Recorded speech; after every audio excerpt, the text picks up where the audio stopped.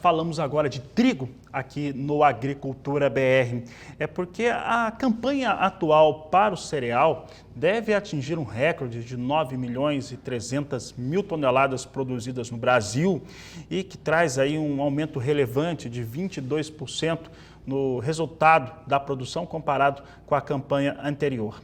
Mas não é só isso. Alguns elementos que são ligados à qualidade e classificação desse trigo produzido no Brasil também ganharam um volume muito expressivo, ganharam um peso expressivo e isso faz com que o Brasil fique menos dependente do trigo que vem de fora. Brasil que sempre foi bastante dependente desse produto do mercado externo, vai reduzindo este cenário.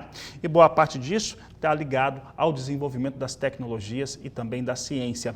É para falar a respeito deste assunto que eu converso agora ao vivo pela internet com o André Cunha Rosa, ele que é diretor da Biotrigo e participa ao vivo conosco aqui no Agricultura BR. André, obrigado pela sua participação. Os números que a cultura do trigo tem apresentado nos últimos anos, ela vem mostrando uma crescente, vem mostrando esse investimento, e eu falo tanto para o trigo de consumo humano, o trigo que vai para moinhos, também as variedades que foram criadas para alimentação animal, principalmente no sul do Brasil, enfim, teve um investimento muito grande. Qual que foi o tempo de maturação, de aplicação dessas tecnologias para termos resultados como esse que o brasileiro, o triticultor brasileiro está colhendo em 2022? Boa tarde, seja bem-vindo. Boa tarde, Fabiano, um prazer estar aqui com vocês. Na verdade, te dizer o tempo, a gente está há mais de 30 anos trabalhando nisso e esse é um trabalho que, inclusive, começou antes da gente começar a trabalhar, mas tem se investido muito na cultura. Eu acho que os principais ganhos a gente tem visto nos últimos 10 anos, especialmente nos últimos 5, onde a gente conseguiu aliar características que são boas para o agricultor, junto com características que são boas para a indústria. Então, no passado, às vezes o agricultor estava contente com o trigo e a indústria não gostava. E a gente recentemente conseguiu, de uma forma mais eficiente ainda, ter trigos que inclusive são aceitos na Argentina, por exemplo, visto com muito boa qualidade, e que o agricultor também gosta. Isso facilita porque a indústria inteira aceita. Além desses outros usos que são umas coisas novas, como etanol e exportação de trigo, mas isso tudo tem feito que a cultura, nos últimos anos, graças ao esforço tanto das empresas de genética, do produtor e de todos os mais envolvidos na cadeia, a gente tem tido esse sucesso e é muito importante isso tanto para o trigo como para a agricultura, especialmente do sul do país. E André, uma das questões em relação ao trigo que sempre foram motivos de crítica, e que isso fez com que tivessem algumas melhorias, era em relação à qualidade do trigo produzido no Brasil e o que os moinhos estavam esperando em relação aos parâmetros técnicos da entrega deste cereal. Isso tem uma evolução muito importante para o setor, para essa cultura. Como é que foram feitas essas articulações para chegar a um trigo hoje que é tão bom ou até melhor do que os fornecedores tradicionais de trigo aqui para o Brasil?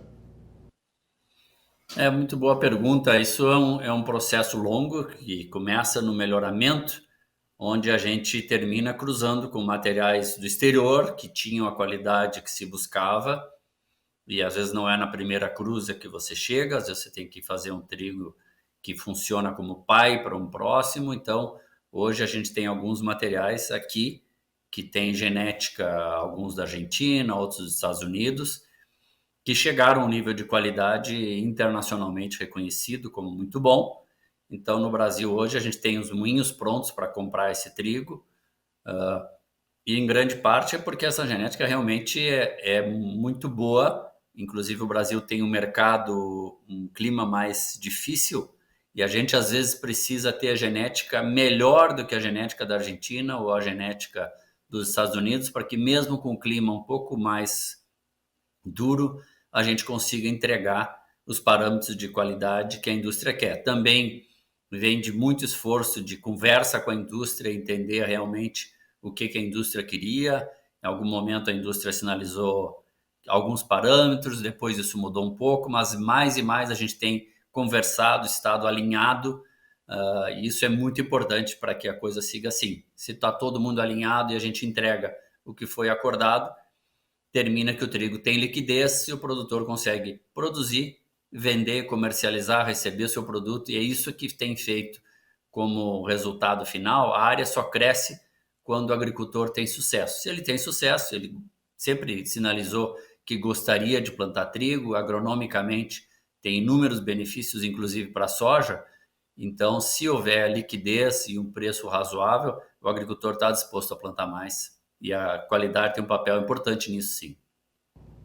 André, você falou de algo muito importante, né? Tem que ter as margens, tem que ter a rentabilidade para o produtor investir em qualquer tipo de cultura.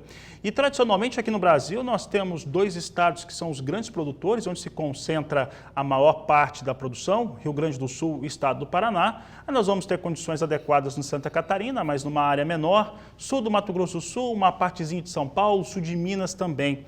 Nos últimos anos nós temos visto a tecnologia, a ciência proporcionar cultivo de trigo até no Nordeste brasileiro, também sucedendo cultura de soja. Qual que é o tamanho que podemos enxergar hoje, as possibilidades, no seu entendimento aí profissional, qual é o tamanho hoje que nós podemos entender para a cultura do trigo em relação à produção no Brasil? Que mercado que é esse que está sendo descoberto, tanto interno quanto externo, já que o Brasil está exportando cereal também? Olha, essa é uma pergunta muito importante que a gente tem feito muito esforço aqui para tentar responder e projetar. Mas o que eu posso dizer assim, o sul do Brasil tem condições de crescer mais a área, né? Talvez o Rio Grande do Sul possa chegar a 2 milhões. Exclusivamente a gente depende sim de que a exportação possa funcionar, ou mesmo cabotagem para botar no outro estado, mas o Rio Grande do Sul não tem como sustentar tudo isso. Paraná pode crescer um pouco, mas tem competição com milho, o que é bastante importante. E o Cerrado, não tanto indo para o Nordeste, que é algo muito, existe necessidade, muita evolução para que isso possa acontecer de uma forma concreta, mas no Cerrado já é concreto hoje, e à medida que a gente melhorar um pouco mais ainda, já as variedades que tem hoje permitem a gente crescer. E há muita coisa, a gente tem um programa de melhoramento exclusivo para o Cerrado. Boa parte dos resultados desse programa ainda não apareceram, vão aparecer nos próximos anos.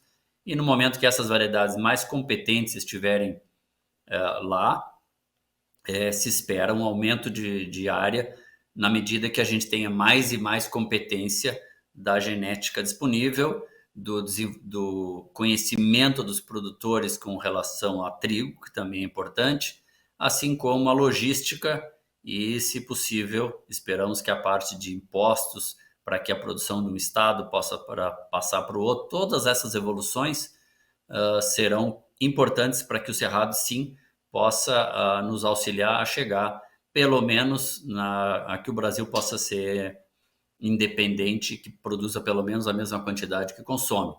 Mas não é impossível a gente imaginar 15 milhões de toneladas, ou talvez 20, se a gente conseguir trabalhar bem esses gargalos que eu mencionei rapidamente.